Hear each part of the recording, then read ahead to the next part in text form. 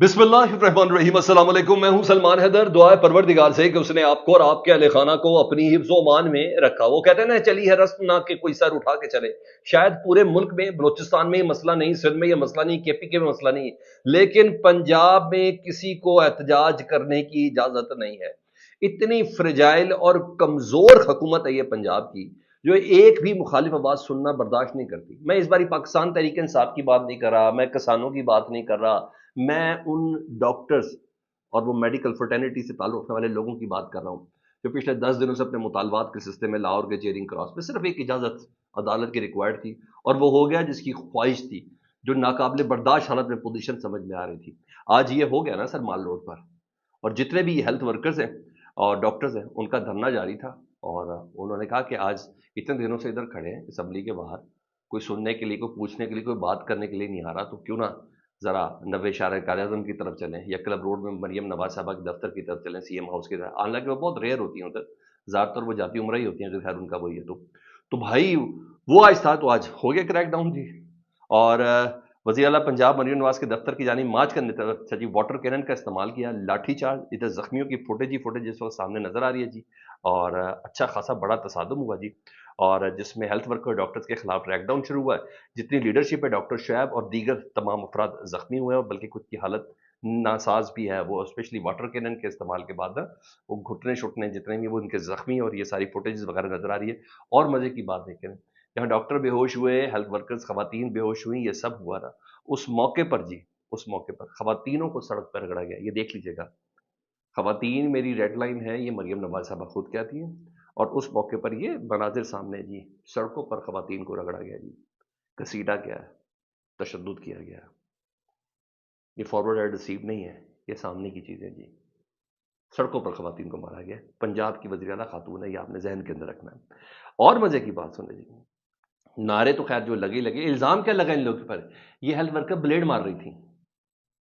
ये वर्कर, अब जारी बात है, असला तो निकाल नहीं सकते, जिस तरह पाकिस्तान तहरीक इंसाफ के हवाले से था कि भाई असला, आतशी असला, पुलिस से असला छीना, बम मारे, ग्रेनेड मारे, वो पता नहीं कौन कौन सी चीजें इनके ऊपर है। अब हेल्थ वर्कर से तो उनसे उन्हीं की डोमेन का असला लेना था। उन्होंने कहा ये ब्लेड मारे इन्होंने, ये इल्जाम है जी, बाकायदा फुटेज के साथ जी, ये इल्जाम है जी। और जो नारे लगे हैं, तो फिर खवातीन थी, फिर उन्होंने फिर बात भी ऐसी करनी थी। उन्होंने कहा जी, अम्मी जी हाय हाय, मरियम नवाज साहब अपने को वालदा कहती है ना, उन्होंने कहा सुतेली अम्मी हाय हाय, और माँ जी हाय हाय, पंजाब हुकूमत हाय हाय, लाहौर में ग्रैंड अपोजिशन अलायंस ने खवातीन के मरियम नवाज के खिलाफ ये तमाम नारे लगाए। तो ये सर, एक भी मैंने बोला इतनी फ्रजाइल और हसास हुकूमत है पंजाब की, कि वो कोई मुखालिफ नारा, मुखालिफ आवाज़ वो बर्दाश्त नहीं करती। खैर अभी बुरे तरीके से डिस्पर्स तो किया, लेकिन कब तक? एक नई फोर्स के साथ दोबारा आएंगे डॉक्टर्स, ये मुज़ाकरात के साथ है बात। बहरहाल मैंने कहा एक अदद इनको हुक्म ज़रूर चाहिए था, वो था। हाँ, बाकी एक खबर है, वो मैं आपके साथ अभी पहले शेयर कर देता हूँ। माजिद निज़ामी साहब सीनियर जर्नलिस्ट हैं, और उन्होंने शेयर किया तो मैं आपको बता दूँ, और जिस तरह उन्होंने कहा है वही कॉपी पेस्ट करता हूँ। उन्होंने कहा वोट को इज्जत दो के ताबूत में आखिरी कील। मियां नवाज शरीफ की इतला के लिए अर्ज है कि आपके मुताबिक इमरान खान हुकूमत पे मरियम नवाज को स्मैश करने की जो धमकी देने वाला आईएसआई का मेजर जनरल था ना, इरफान मलिक, कि मरियम नवाज को स्मैश करना, ये उन्होंने नाम भी लिया था नवाज शरीफ साहब ने। मेजर जनरल था इरफान मलिक, आजकल वो DG military lands and cantonment है। ठीक है जी, आजकल जो उनकी बेटी को स्मैश करने की जिसने धमकी दी थी बकौल मियां नवाज शरीफ साहब के, वो आजकल DG military and land and cantonment है।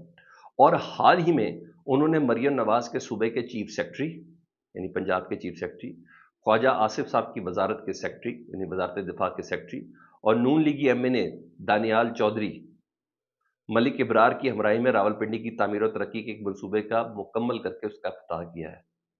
उन्होंने कहा सर वोट को इज्जत दो, पहले घर के इज्जत तो इज्जत दे दो पूरी, या तो वो बयान वापस लें, या इस बंदे की सरकर्दगी में अपनी आपकी काबीना इनके साथ है, आपकी टीम के लोग इनके साथ है, कुछ तो कर लें। बहरहाल उन्होंने कहा कि आपकी वोट को इज्जत देखो, ये एक और बोलो ताबूत में आखिरी कील है। खैर इस तरह की कई चीज़ें हैं सर, वो तो उसी वक्त हो गई थी जब मियां नवाज शरीफ साहब एयरपोर्ट पर अंगूठे लगा रहे थे।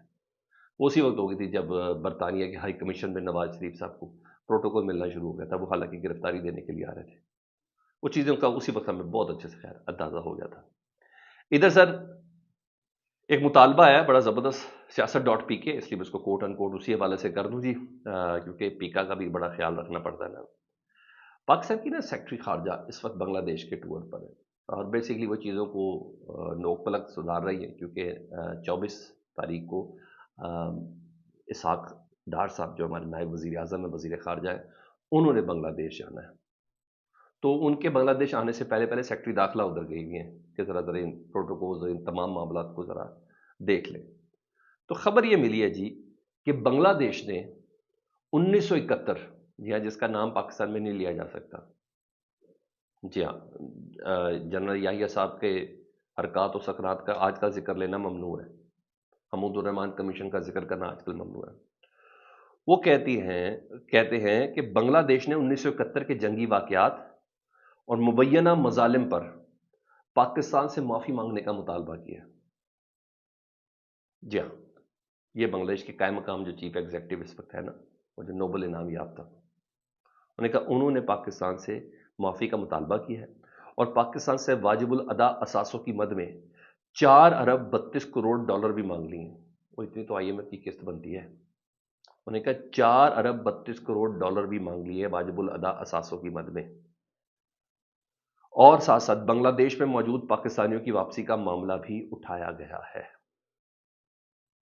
اتنے رکھ انہوں نے کہا جی اس طرح یہ ساری باتیں ہوں گی، وزیر خارجہ صاحب 24 اپریل کو آ رہے ہیں نا، نائب وزیر اعظم بھی ہے، تو ہم یہ بات کریں گے اس وقت، یہ چیزیں۔ ہاں، وہ کاپی آ گئی ہے جی علیمہ خان صاحبہ نے، جو آج توہین عدالت کی کارروائی کے حوالے سے جو درخواست دائر کی تھی جی اسلام آباد ہائی کورٹ میں، جس پہ جج پچھلے دروازے سے چلے گئے تھے بقول علیمہ خان صاحبہ، انہوں نے home secretary Punjab, superintendent jail Adiala jail کے خلاف توہین عدالت کی درخواست دائر کی ہے، عدالتی حکم عدولی پر فریقین کے خلاف کارروائی کی جائے۔ علیمہ خان صاحبہ نے یہ استدعا کی ہے، اور ساتھ ساتھ استدعا کے علاوہ انہوں نے ایک اور جملہ بھی بولا، وہ بھی میں آپ کے سامنے رکھنا چاہتا ہوں، اور وہ کہتی ہیں علیمہ خان صاحبہ کہ مجھے نہیں پتا کہ ہم کمرہ عدالت میں داخل ہوئے آج تو جج صاحب پیچھے سے نکل کر چلے گئے، اگر جج صاحب ہم پاکستانیوں کو انصاف نہیں دے سکتے تو استعفے دے کر گھر چلے جائیں، ہم روز عدالت آئیں گے، بات یہی کریں گے، یہ چیز ہے۔ اور کل کی اس ساری ایپیسوڈ کو آج پنجاب حکومت نے ڈیفینڈ کیا۔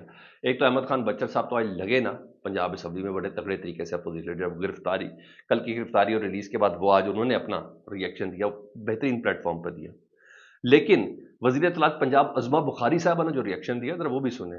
وہ کہتی ہے جی ہم ہیں ہی نہیں کہیں، انہوں نے کہا پنجاب حکومت تو بانی پی ٹی آئی سے ملاقات کرنے میں کسی کو نہیں روکا، تو کل بھائی گرفتاری کس نے دی ہے، کرائی ہے؟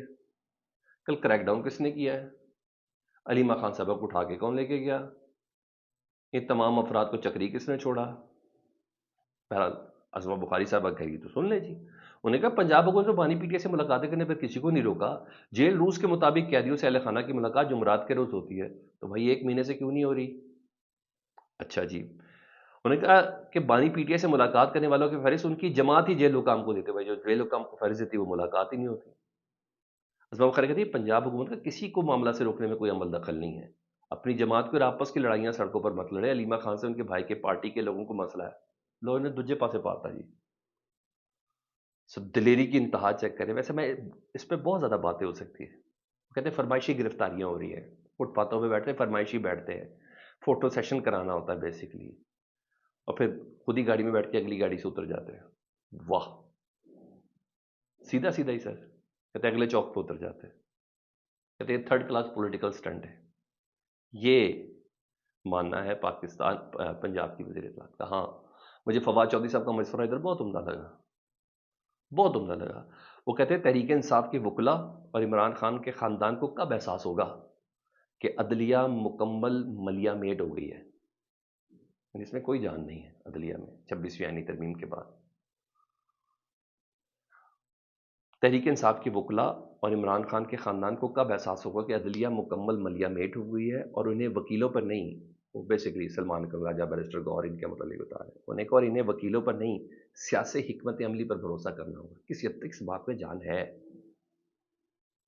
کسی حد تک اس بات پہ جان ہے۔ فواد چودھری صاحب اس موقع پر یہ والا مشورہ دے رہے ہیں۔